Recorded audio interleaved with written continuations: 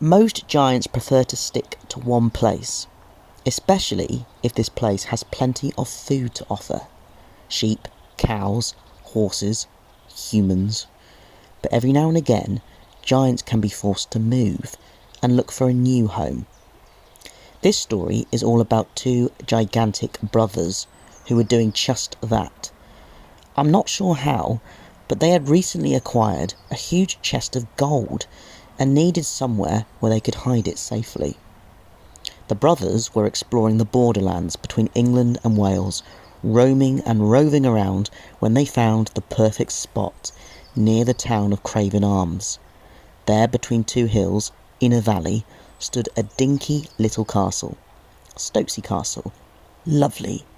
Ideal for hiding their treasure deep in the vaults under the battlements.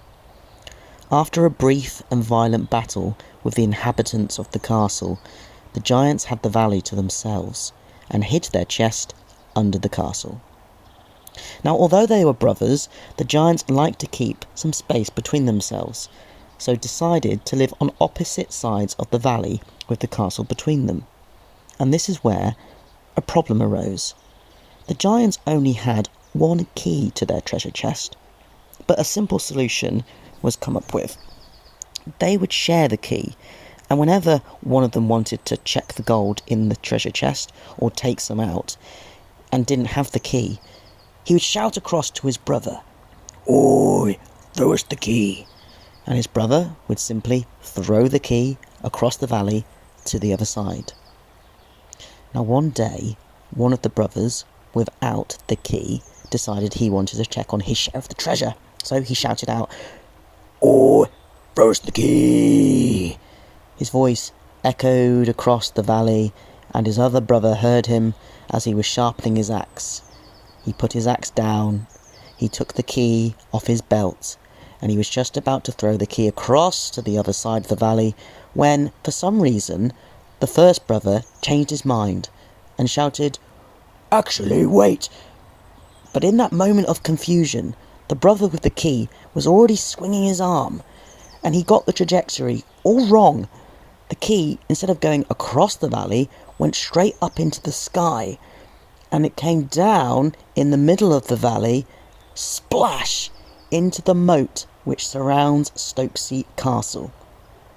The two giants sprinted down the opposite sides of the valley in utter dismay, squealing and screaming with their horrible, belching voices, and they splashed into the moat, desperately looking for their key.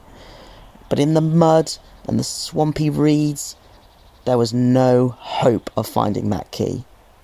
The only things that could find that key now were the newts, and the newts weren't very keen on helping out the giants.